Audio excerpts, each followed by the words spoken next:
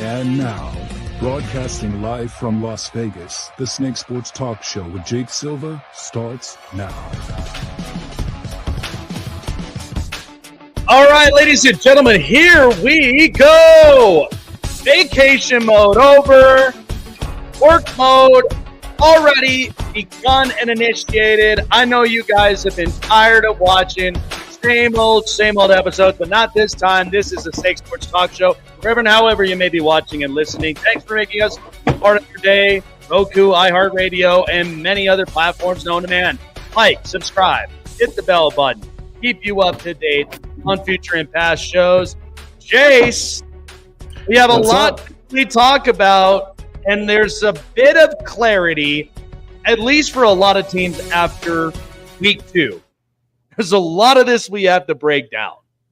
There definitely is. And like after all of the injuries and everything that we've seen, after all of the news that's coming out, the teams that have gotten new offensive coordinators, offensive pieces, things like that, and college football news as well, with a lot of stuff that happened this past weekend too. There's a lot to get into. Oh man, lots of eye-openers. And speaking of eye-openers, so here's exactly what I saw last night out of the Philadelphia Eagles and the Atlanta Falcons. Okay, the perfect clarity to really explain about this, because everybody right now in the state of Pennsylvania is freaking out, and they're all trying to figure out, who do I really pin the blame on? You really want my opinion? Here's what I will give you, because I have heard this from everybody. I mean, I spent all morning and I spent all throughout the day listening to this stuff. But here's what I will give it to you. Nick Sirianni is not a game manager when it comes to situational play. He's not an Andy Reid. He's not a Jim Harbaugh. He's not at least a lot of these situational coaches. This is what you are seeing already in 2 weeks. Okay, in 2 weeks, the Eagles are going to be just fine as long as things do not end up in situational plays like that. But if you are an Eagles fan, the only thing that you should be keeping on the back of your mind is, has Nick Sirianni learned from this? Because in particular, you have a situation, and I was hearing it all day. You had a situation of a 3rd and 4. You have the Atlanta Falcons, a team that got better on defense last year and upgraded a few pieces again this year, all setting up for the run. And I know a lot of people are like, well, why didn't they want to run the ball? Of course they wanted to try other things, and they should have ran the ball, in my opinion. I think that you would have ran that clock down, not give the Atlanta Falcons a token timeout after they already had no timeouts on their side. But this is typical of the NFL situational play. It happens. And we're in week 2. Overreaction Tuesday is getting out of control. But this is what happens with a lot of football fans, Chase and myself included. We're guilty of this, but we know it's early. Sometimes you want to get this stuff out now than you do going deep in the season, because then that's when you really start to show what your identity truthfully is. But the Eagles are in fine, good hands. They've got a running back who's spectacular, 96 yards on the ground and a touchdown. The Eagles are going to be just fine. And by the way, Jalen Hurts, he's doing everything without A.J. Brown. Okay? It's capable that this Eagles offense is able to do things without their star wide receiver. So I'm not going to pin this on Jalen Hurts. I'm not pinning this on Saquon Barkley either, even though some people are like, the ball was in your hands. But sometimes situations get heated, and it's a game of probabilities. Any of us ever been in math? When you think about the probabilities, have you ever done the challenge where you had a game of probabilities with marbles? Everybody hated that. I remember going into class and everybody was like, we're going to play a game of probabilities. How many marbles do you think you're going to have in this cup? And how many marbles do you think you're going to have in this cup? We all hated that. But that's the reality of the NFL. Situations don't always pan out the same exact way. But as I've said, this is why Nick Sirianni gets heavily criticized for what he does because of stuff like that. You gave the Falcons a token timeout because then it now allowed Kirk Cousins, after that field goal, plenty of time to move the football downfield, to score points, and then at the end, kept the game close to 1 point. And then what did you do? You did the opposite of what you should have done to the Falcons. You should have put the pressure on Kirk Cousins back, not on Jalen Hurts. So you lost the game to yourselves. Okay? In the end of it, Jalen Hurts is fine. Saquon Barkley's fine. You got Jahan Dotson, who comes in a situation when A.J. Brown is hurt. Get over it. It is week 2. Stop freaking out like the world's about to end. It's Overreaction Tuesday. Chase and myself, we do this kind of stuff all the time, okay? I could be comfortable with the fact that Jim Harbaugh is the coach, but that's a situational coach. Andy Reid is a situational coach. There are many of them. And here's the other thing that I kept hearing too. Well, Dan Campbell is really overly reckless. He's not Brandon Staley, okay? Staley was a guy who overly was reckless and going on 4th downs. Let's not do that to ourselves. Dan Campbell is a culture creator. Let's not do that. I will say, had it not been for Ben Johnson, this thing would have went south. Take a deep breath. The Eagles will be fine. I don't have a problem with them at all because think about it. Would you rather have lost it this way compared to what happened to the Cowboys? I would not. And that's where I'm like, this overreaction has got to stop. Eagles are fine. The Falcons are, in fact, a damn good team. Okay, let's not take that away from Kirk Cousins and Raheem Morris and that defense. They played everything situationally. But if it were me, I'm running the football. I'm taking 40 extra seconds off that time clock so Kirk Cousins doesn't have an opportunity to run downfield after I kick the field goal, and you got to play situational defense. Did you not realize that that's what Vic Fangio is known for? Situational defense. I need to stop right now. People must have forgot the memo, but relax. It's fine, guys. I don't need that bell collapsing on a Tuesday in week 2. I would rather have that thing collapsing when you're probably in like a playoff game and you get roadhoused like how the Cowboys did against the Green Bay Packers. That's what I would get pissed off at. Not on week 2. It's not how you start. It's how you initially finish.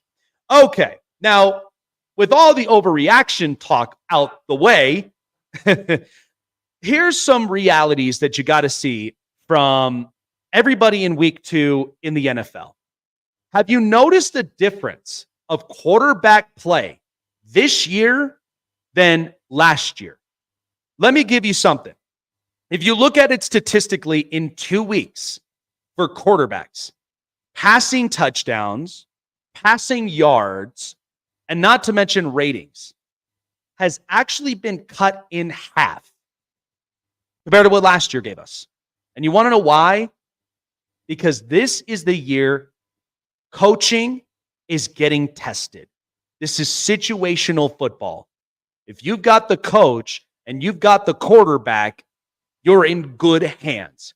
You have the quarterback, but you do not have the coach, you got to make a coaching change. But if you're the coach and you don't have the right quarterback, then go buy one or go draft one. That's initially what it is. But you are seeing every single situation get tested. Offensive lines are getting tested. Offensive coordinating calls are getting tested. This is the perfect situational matter this year that compared to the previous years that we've been looking at it, because it's been overly offense, right? We love offense. We love scoring. We love fantasy football. We love the points. But this time, it's actually more of, we got to play hard-nosed football against tough defenses like Kansas City's or Atlanta's, or even in bits and pieces, the Saints. There's a lot of situational football that's happening. And the only team that is boat racing everybody in 2 weeks is the New Orleans Saints. And you know what? Good for them and Clint Kubiak. I'm glad they found an offensive coordinator because you know what? I was not sold on Dennis Allen, but maybe Dennis Allen needed to have that push. And he got it. You get a San Francisco guy in Clint Kubiak. Now look at Alvin Kamara. Now look at Derek Carr. Now look at a lot of their stuff. It's working. Everybody has to have some sort of push, okay? I mean, think about it. If I was, here's a perfect analogy, and maybe for some people it might not work for them, but think about it. If yours truly was a 300-pound man, wouldn't Chase want to kick my ass for basically get back in the gym, get yourself a dietary, get yourself up on that? Am I going to take that and go do it and actually get better results? Or am I still going to sit there and think, oh, the situation will change? No. This is what happened with the Eagles last night. This is the same situational matter that we keep thinking about with Nick Sirianni. Something has to change at some point, but give that down the stretch. Think about it with the Giants. It's year 6 for the Giants. How many more years and how many more weeks of Daniel Jones are you going to watch? Attempt to play quarterback. It's over. 6 years. This is not working. The Giants are an absolute tire fire. I mean, think about how Chase is feeling about the Browns with this Deshaun Watson situation and with what they're doing. They are treading the waters lightly, but they kind of know that they're like, hey, we got to think about this very, very deeply and clearly about this. A lot of teams situationally, and it's surprising that it's only happening in 2 weeks. You all thought, oh, the Chargers are going to charger.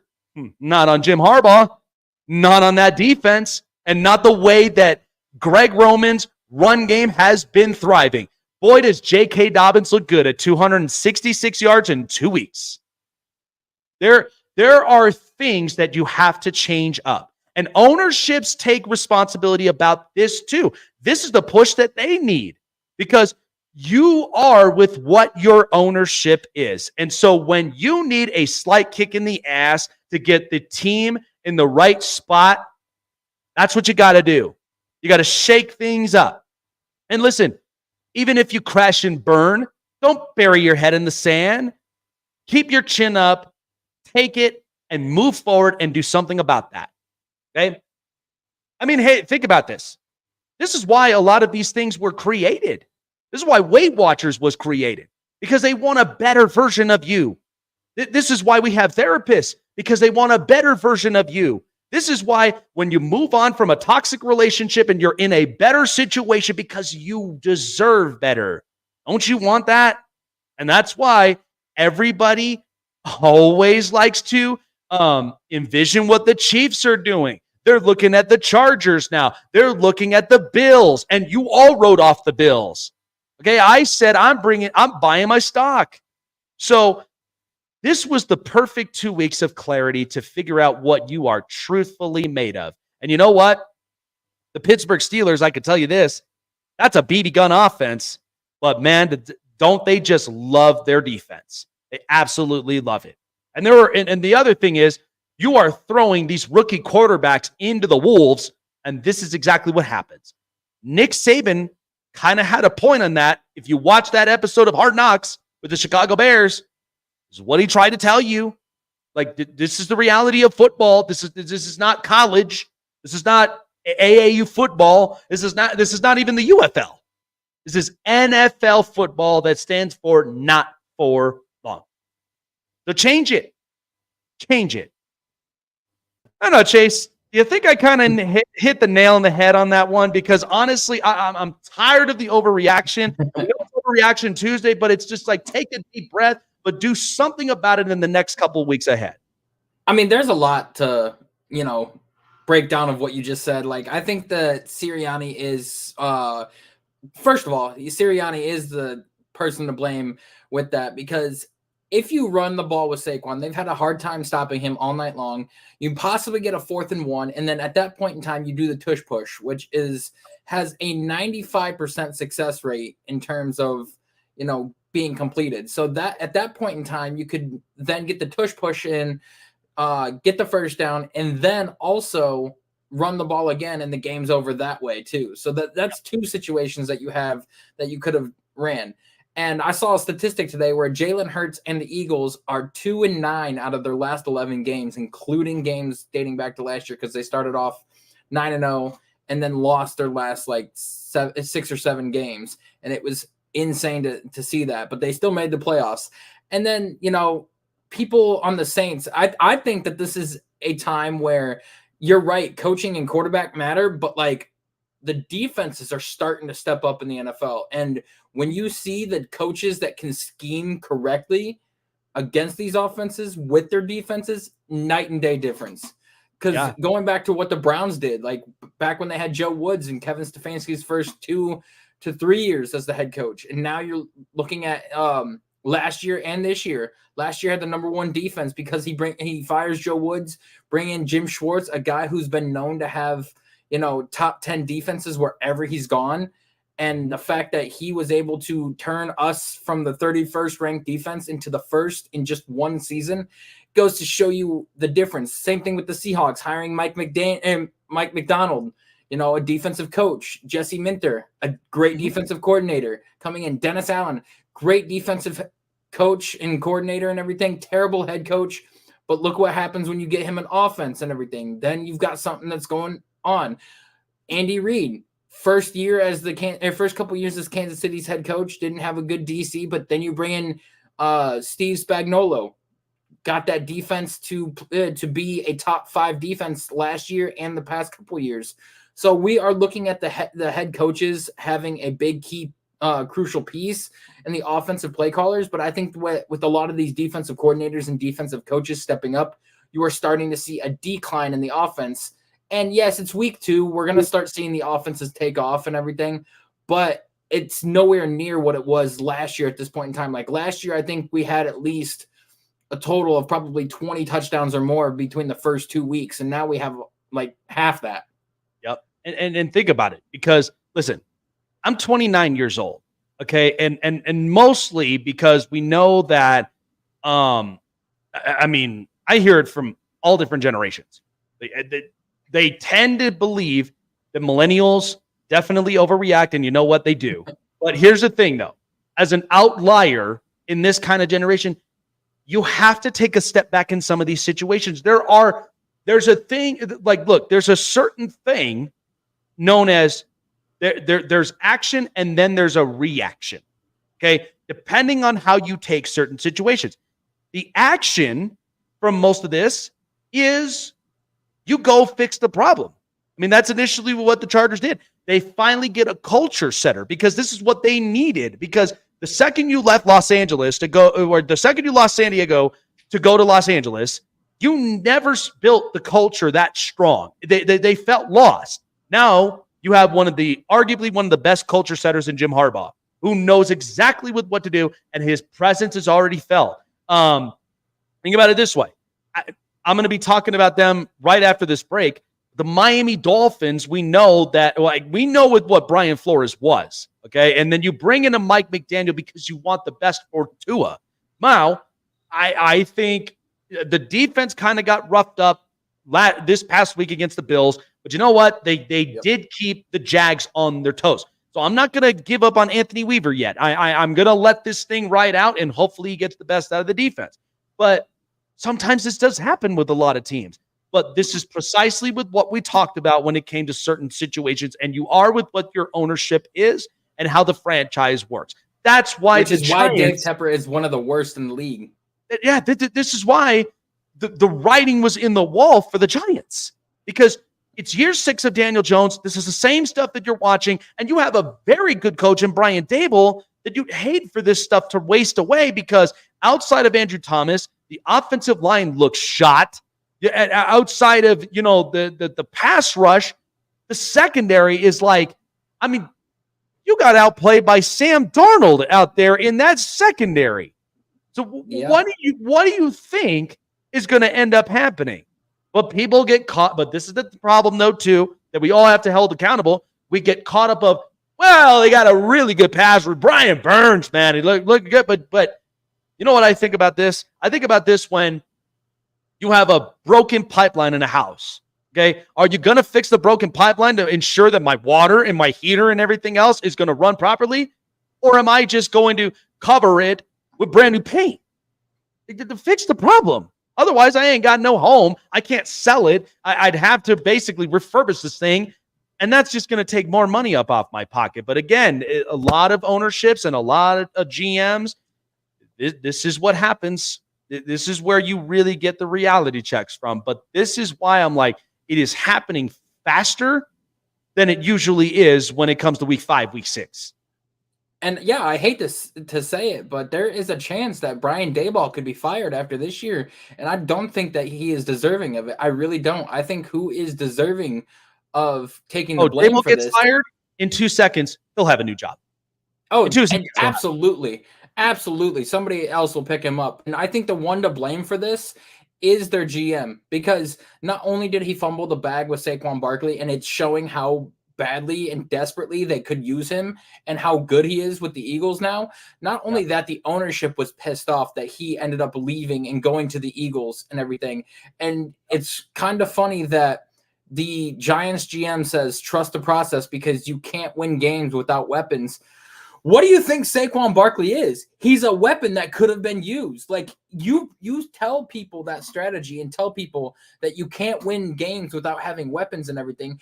That's fine. You can have Malik Neighbors, but go back out and get Saquon Barkley to help out. It's the same thing with Dave Tepper and the Carolina Panthers. They passed up the opportunity to get 2 first-round picks from the LA Rams when they wanted Brian Burns. Now you said no. And then the very next offseason, you trade him for a 2nd rounder and a 3rd rounder when those 2 first rounders could have easily helped your team out. And you could have upgraded the offensive line. You could have upgraded the defense, and you could have gotten a lot better. But the ownership in Carolina is too impatient because he's a businessman and wants to see results right away rather than taking time with this, which is why they benched Bryce Young, because he wants to see the results and he's not getting it. And he's losing out on money because nobody is coming to those games. And you have to think, it's only doing a favor for some of the teams on the outside that could potentially need a quarterback. So again, a lot of this stuff is getting exposed, but this is why that I'm like telling everybody right now, it's faster than you think, but take a deep breath on it. Some of it, like, here's the thing. There are 0-2 teams that deserve to be 0-2. There are 0-2 teams that may not be 0-2 for very long. There's a different margin gap there, because we may see, like, here's the thing. Pittsburgh's 2-0. You think I'm trusting them as 2-0 with how BB gun that offense is? Like, that's the part where I'm like, when they play a better defense, it's going to be exposed. It is. And that's why I'm like, there are some of those that there's always a silver lining to what, like, where you stand at right now, because that's why the situations are where they pan out at. But we're going to talk more about that deep up in the show. There's a lot to really unpack with it. But however, Jason, myself, since we've been doing the Jake's Prime predictions, the bets have been getting hotter and hotter. And I can tell you what right now, with the fact that in 2 weeks, been a lot of changes up on there, but a ton of dogs have been barking. And so it's been kind of changing up a little bit. But we're all here with you during this season with BetUS. BetUS has been doing this for over 30 years. And for football fans like Chase, myself, and for all of you want to get closer up into the action, BetUS, best sporting book right now in the country. And there is nothing quite like it. $50 or more in your deposits, giving you 125% bonuses. The more you deposit, the more your bonuses go up, all the way up to $2,000 in those deposits to keep the fun rolling. Now, gambling problems for those, you don't want to overly deposit, because then that's when you get the serious WTF, as you know what I mean. But seek therapy. Call the line in all of your respective states to seek help and seek therapy you need. And always remember to gamble responsibly with BetUS. But BetUS is here with you all NFL season long. Go online, sign up now. Let them know Jake the Snake and Chase sent you with BetUS. BetUS, where the NFL begins. Looking for a show with the best takes and opinions? Want a show with the best coverage around the world of sports? Jam-packed with an all-star interview lineup? Then the best place to find it all, sports and entertainment, is right here. Join Jake Silva on the Snake Sports Talk Show, presented by SeatGeek and BetUS. Weeknights at 8 p.m. Eastern, 5 Pacific on Sports Wave Network. Want to find your seat for the event of your choice but can't get one that fits your desire or your budget? Well, my friends, SeatGeek has you covered. SeatGeek is the official sponsor of the Snake Sports Talk Show. With a list of over hundreds of events to choose from, SeatGeek will assure you that you won't miss your seat with the amazing view of your choice at the most affordable price. Whether it's looking for your best seat in the house of your favorite sports team, finding live concerts that get you closer to your favorite artist, or enjoying your spot at your favorite live shows, comedies, and more, SeatGeek has it all just for you.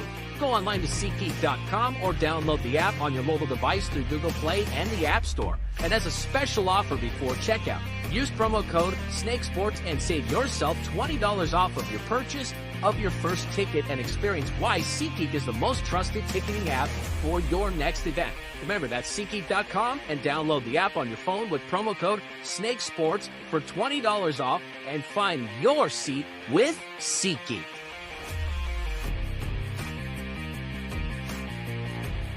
Check out the Con Man live on the Sports Corner, coming to a screen near you, giving you the greatest stories from basketball legends you've never seen before.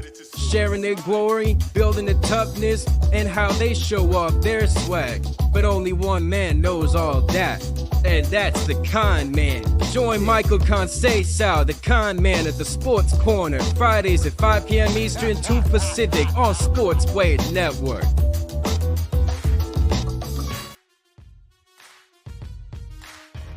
Oh, yeah. We are getting real with it. Chase and I back on it post-vacation. I am done with vacation mode. It's time to be back up in work mode. And, boy, we are biting into everything that we need with the NFL in the past 2 weeks.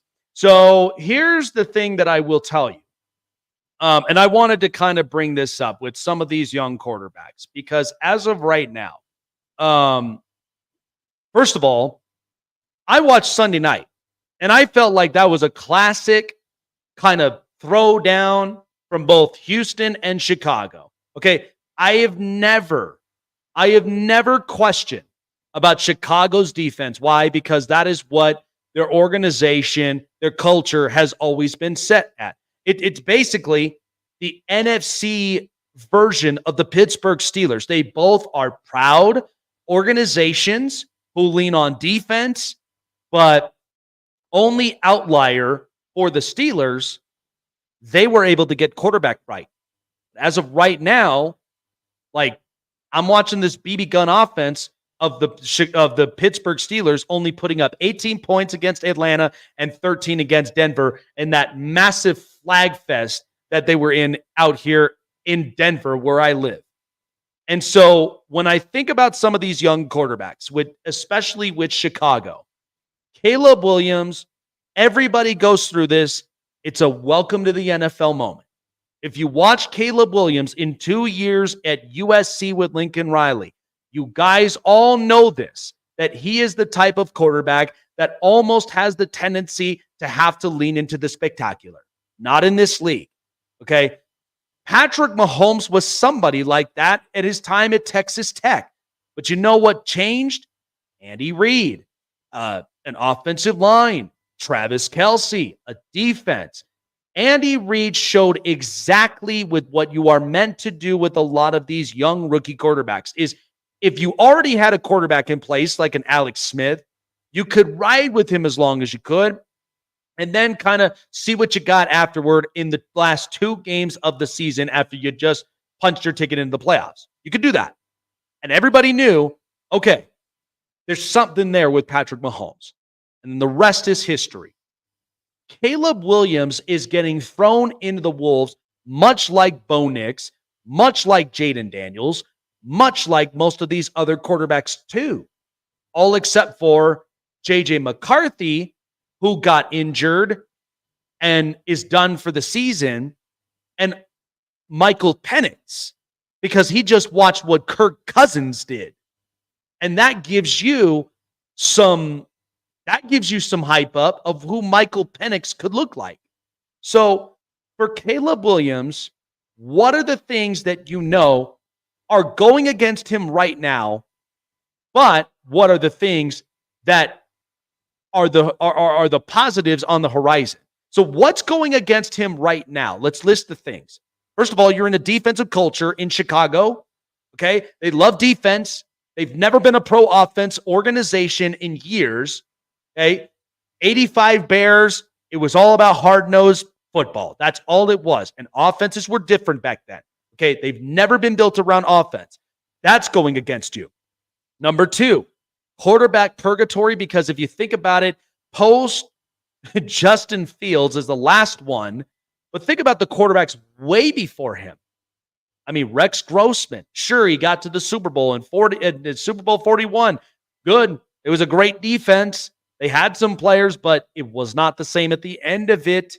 You had Caleb Haney. You had Kyle Orton. You had Mitch Trubisky. You had Cade McNown. There were so many different quarterbacks who have come in and out. And hell, even Jim Harbaugh in this organization will know how hard it is to lift an organization that is quarterback purgatory. That's the second thing going against him. Number 3, look at some of the pieces that he has right now. Okay, Keenan Allen clearly is getting older and he's getting hurt. Okay, you bring in Rome Odunze, he is a rookie, but I feel like you could get a little bit more. And then you have DJ Moore. So the fact of the matter is that there are some of those pieces that, yes, Ryan Poles had a little bit of the push that he needed to make right, but there's still a little bit more than you think. So, because look at that. That offensive line is atrocious this year than what I saw last year. And I thought going into this, Caleb Williams would have much better time in the pocket, would distribute the football a lot better with an offensive coordinator like Shane Waldron. But I'm getting the complete opposite. Caleb is now running for his life now, and he's getting his ass handed to, especially against the Texans defense, where if you saw a lot of their pass rushers and their linebackers, boy, were they hitting them up. And not to mention the week before when you had the Tennessee Titans. Let's not dismiss the fact that sometimes on any given Sunday with the Tennessee Titans, that defense can play. That defense can play. Okay? That's another thing that's going against Caleb Williams. The other thing that's going against Caleb Williams, what is your head coaching like? I like Matt Eberflus as a defensive-minded coach. Okay, that has never been Chicago's problem. But initially, when you don't work the offensive line, when you don't at least give Caleb Williams a little bit more time in the pocket to throw, you're questioned. Okay? And not to mention, situational plays matter. Okay, that game in Houston, with as many times as that defense was holding on to Houston several times, and boy, CJ Stroud, he was getting pretty roughed up.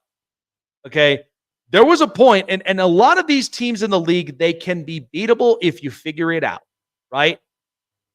That is the other thing going against Caleb Williams. So that's 4 things that's going against Caleb Williams.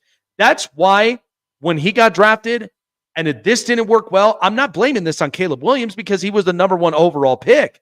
I'm blaming it the fact that your offensive line looked atrocious.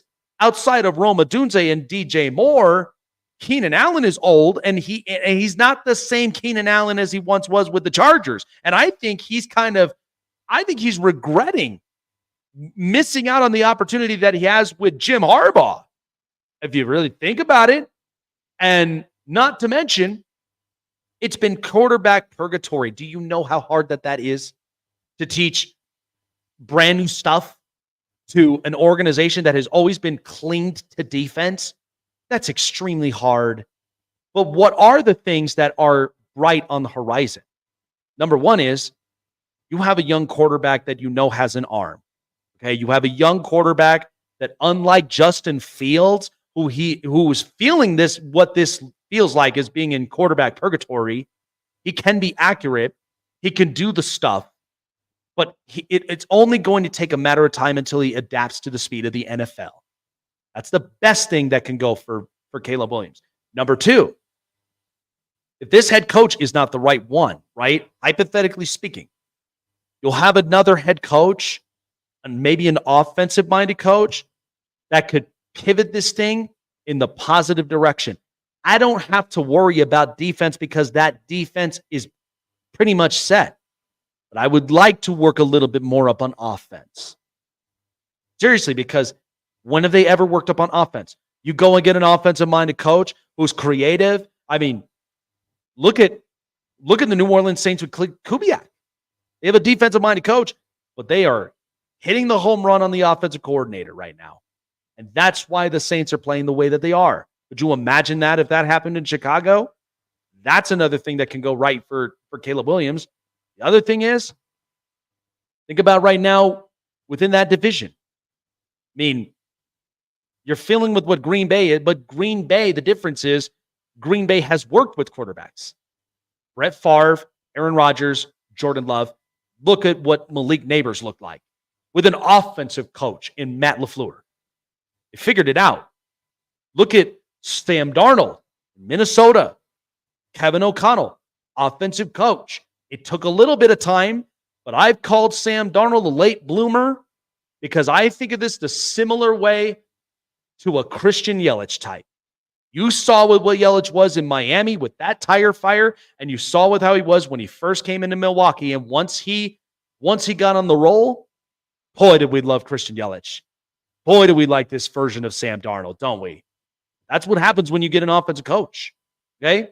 And the Detroit Lions, I mean, they figured out a lot of their offensive stuff. Those are the things that you could be happy about in Chicago moving forward. As of right now, welcome to the NFL, Caleb Williams. Don't bury your head in the sand. Things are going to change up differently. You got a new coordinator in Shane Waldron, but let's just hope that they'll figure this thing out. Caleb will not have to lean into the spectacular. Caleb could adapt to this kind of NFL play at some point down the stretch.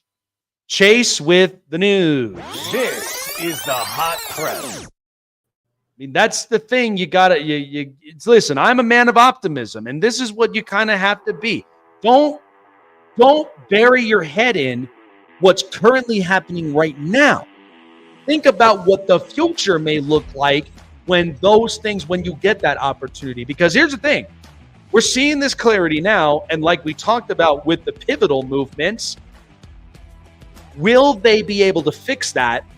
Or is this going to be the same old, and then Caleb Williams is just going to basically be feeling quarterback purgatory that Chicago has been living in since the 1950s? Yeah. You know what I mean? Like that's the kind of thing you got to think about. You got to be optimistic about stuff like this. It's very difficult to think about just because, like, you know, you look at Ryan Poles, and yeah, they only had 4 picks in this past draft and everything, but, like, you know, you have not spent any real money in the offseason on offensive line. You spent all your money on the defense, all of your money on the defense to get people in here. Ended up paying Montez Sweat, ended up paying Terrell Edmonds, ended up paying, like, Jalen Johnson and everything. And I think that that's good and all. And, like, Matt Eberflus is showing to be a good defensive play caller and everything. And, yeah, getting Shane Waldron might be a good plan because, like, you know, he did good with Geno Smith last year in Seattle. But I think that you look at specific defensive head coaches that are doing well with great offensive minds, like Bobby Slowick in Houston. Because with the way Bobby Slowick is in Houston, and you got DeMeco Ryans as a head coach there. You got Dennis Allen bringing in Clint Kubiak. You know, used to have Pete Carmichael, terrible. And now he's got Clint Kubiak coming from the Kyle Shanahan coaching tree. You got all of these other defensive head coaches getting Raheem Morris with Zach Robinson as the play callers and everything. So, like, you see all of these defensive head coaches that are starting to, you know, see success with that. But I'm thinking that if Chicago goes like 8-9 or 7-10 this year, Matt Eberflus should be fired. And I think that a guy like Bobby Slowick would help turn Caleb into a superstar. Or you make it Ben Johnson, or either one of those guys. If he goes into a division rival, I mean, I don't know if he will, but money talks. Here is a wild card, dark horse option that you could do. You could go out there and you could pay all the money in the world and get Lincoln Riley away from USC and bring him in to coach the Chicago Bears. Because one of the big flaws that he had, he was not always good at recruiting defense in college, but he was damn good at recruiting offense and running an offense. And with him being an offensive play caller and everything, you don't have to worry about getting defensive talent in there because that's the GM's job. You don't have to worry about building that because that's what your DC is for.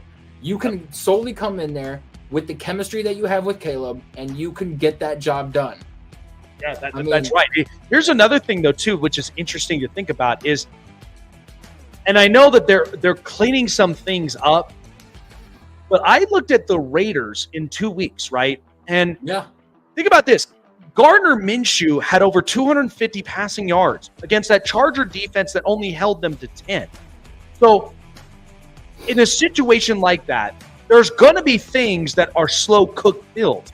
That's why I think, I could be okay that if I'm the Raiders, and depending on how, look, Denver, with throwing Bo Nix right now in the middle of the Wolves, could be a positive thing for the Raiders because the Raiders could look like, okay, we are clearly not what that is right there. This is why that we signed a Gardner Minshew. And think about this.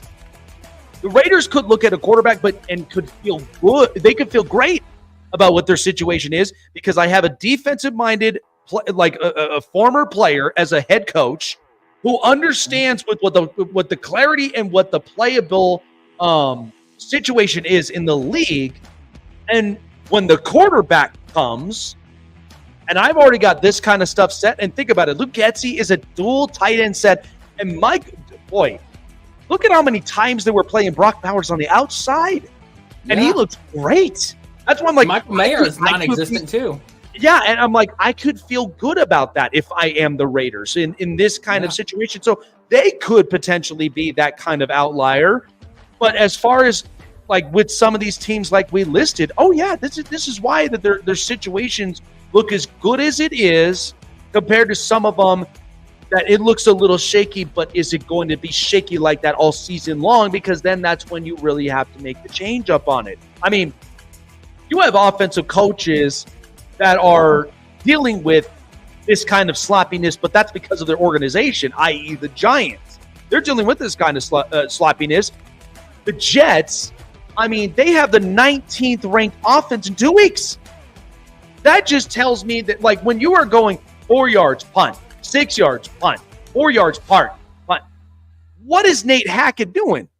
That's initially with where a lot of those teams, and that's why I give credit to Dennis Allen for that. The fact that you get a Clint Kubiak as an offensive coordinator because people were going to potentially be coming for your head, winning 35% of those games, and then now all of a sudden you turn around and you look like a genius. So, but there are organizations that look like this. So it's a pretty good plot twist in 2 weeks in the NFL. Yeah, it definitely is. And like you're definitely seeing it. And I think like a team like the Commanders where they had the chance to get all of the offensive line help that they needed because Jaden Daniels definitely needs it, and you're seeing it there. It's crazy. But let's get into some news. I stalled long enough. So some news to start with is that the Chiefs had signed Kareem Hunt to their practice squad, hoping to get him caught up with the offensive playbook and potentially in a game as early as next week. Thoughts on that? Well, here's the thing that I will tell you is because, it sucks with the injury with Isaiah Pacheco, and I know that is going to be somebody that, and this is the one thing you have to understand too, is that there are teams that can be beatable because of certain holes that they have due to injuries, and this happens with teams all the time. But understand one thing, this is not a Kareem Hunt that we were used to seeing in like 2018 when he popped off with that glorious offense in that MVP year that Patrick Mahomes put up. this is initially a guy that's going to come in to fill into a role, and I don't even know what that run game is going to look like outside of Pacheco. And mind you, Andy Reid, as clever as he is, he may come up with something that may end up helping and working with them. But here's the other thing to note about this too. Patrick Mahomes in 2 weeks has not looked that good. People didn't even see that. He nearly had 2 picks against the Ravens in that opening Thursday night. Yeah, and then 290 though. Yeah, it did. And the other thing is, look at that game against Cincinnati. If I'm Cincinnati, I'm not putting my head in the sand because you just gave them a bang for their buck. But the problem of it is that there was a situation that went wrong.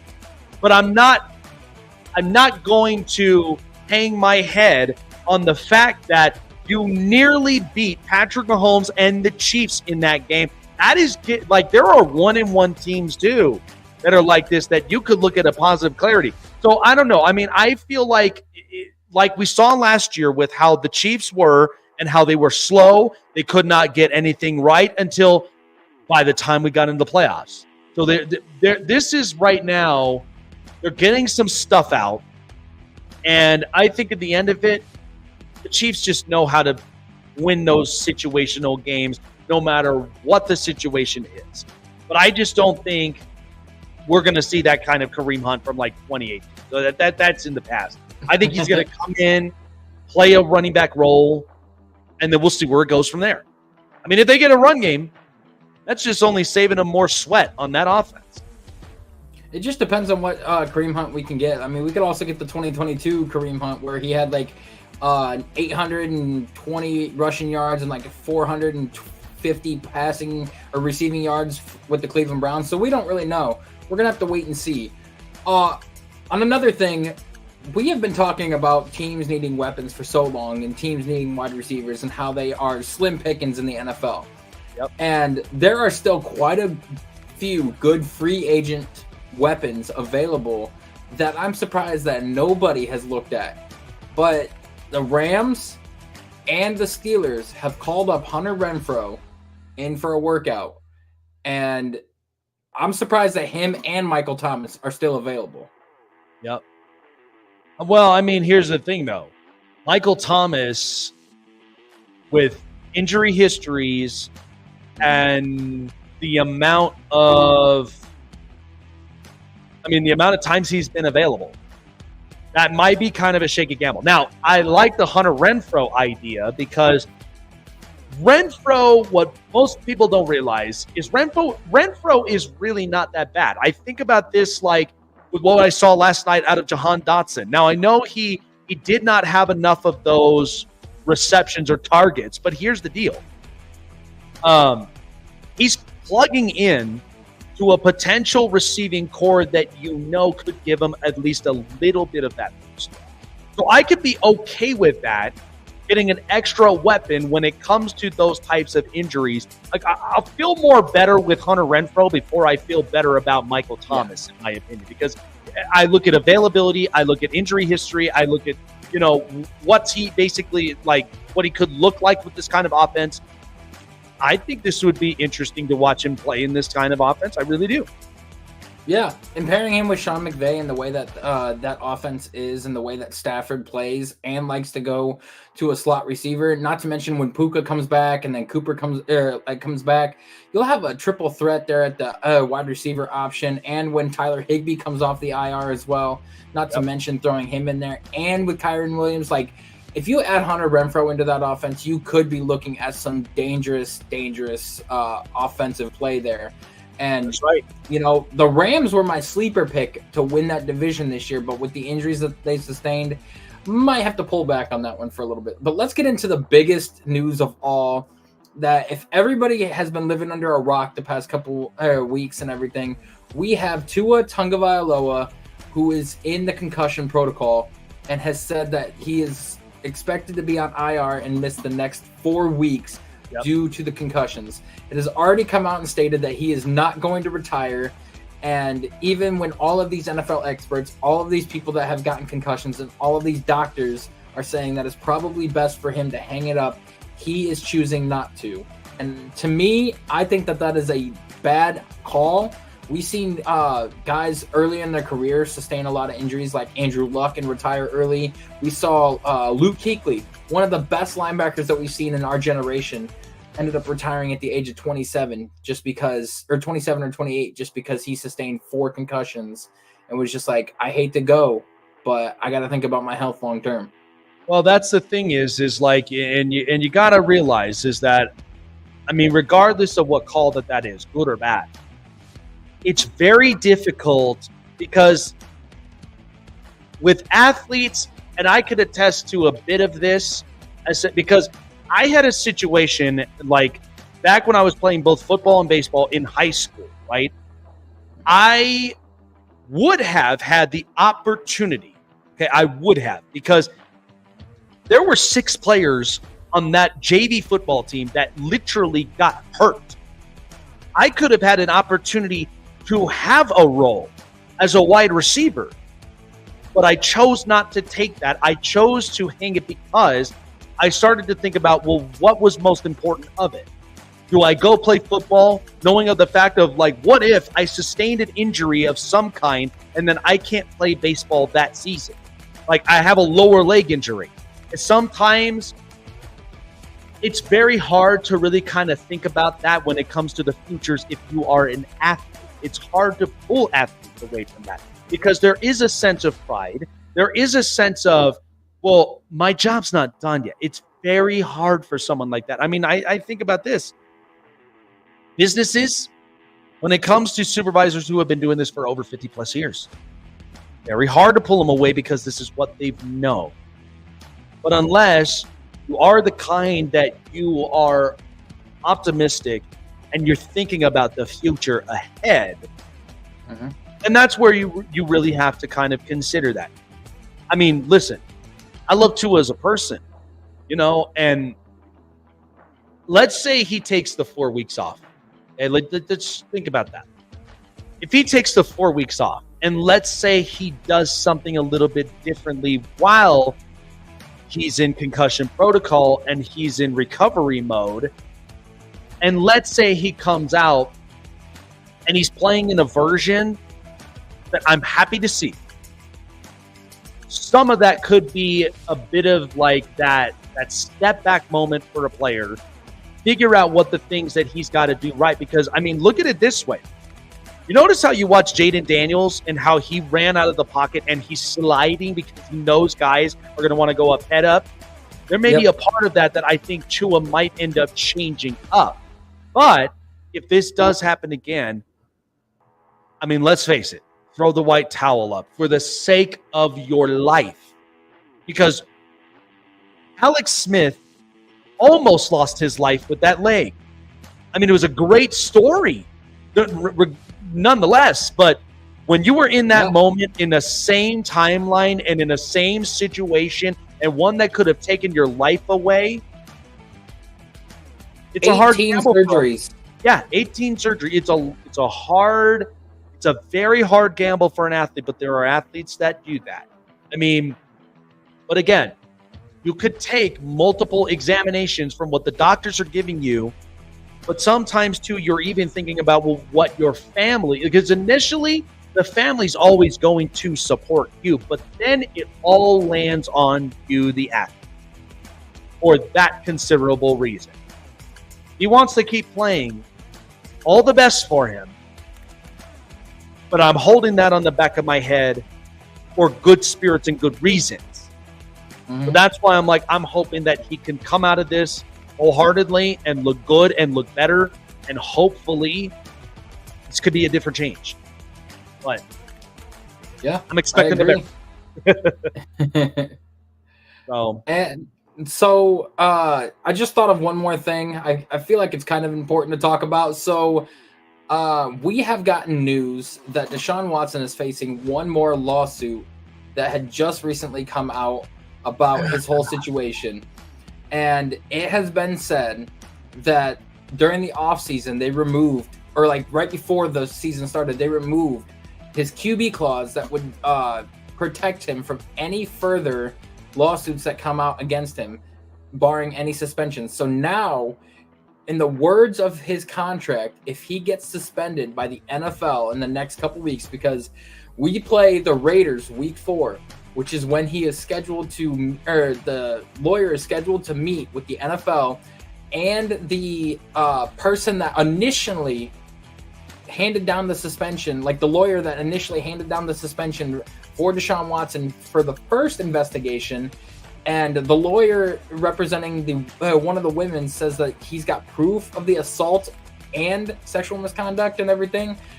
We could be seeing another suspension. And if that is a possibility, we could see Deshaun Watson's contract be null and void for the final 2 years. What do you think about that? You know who's smiling right now at this whole thing? Baker Mayfield. Because here's the thing. Oh my gosh, that thing irritates me so badly because as a Browns fan, like, I know what he was capable of and what he was doing, but like, he's come out publicly on a video conference with, you know, several sports outlets and journalists and everything, saying that had he been in Cleveland, we would have saw the Baker of old, where, you know, he was a borderline top 10 quarterback, not quite getting over that hump, not playing to, you know, the full capability that he was, that, you know, everybody thought he was. I was the guy that was backing him for years, making videos about it, saying that he's our guy, he's our franchise quarterback, he's the guy to take us to a Super Bowl and everything. Yeah. And he even said in that interview that had he not gone away from Cleveland, he probably wouldn't be what he is today. And going to these other teams has humbled him and made him play a lot better. Well, let me ask you this. As far as one-to-one, like one-on-one, would I have expected any different from Jimmy Haslam? Would I? Knowing, and I say that because of knowing the growing history, okay? Look, I could be honest. I could be brutally honest about the Chicago Bears being a quarterback purgatory. I could be honest about the Giants with saying that this is year 6 of Daniel Jones, but this has been a desperation train that the Haslams have been running on forever. And this is part of when they bought the team. And this is the problem that I've had. This is why, listen, you could say what you want. Like, we know how bad Dave Tepper is as an owner. Okay, we know about that. And nothing is going to compare to Dan Snyder of what he's done in Washington. Yeah. But every owner that I've known, from as far as what reports and surveys, nobody has this much of resentment against an owner. Like, honestly, the kind of resentment towards an owner that Jimmy has.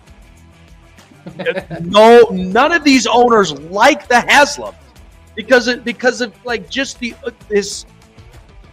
this kind of desperation train that they've been on with these quarterbacks and the way that the business has been done.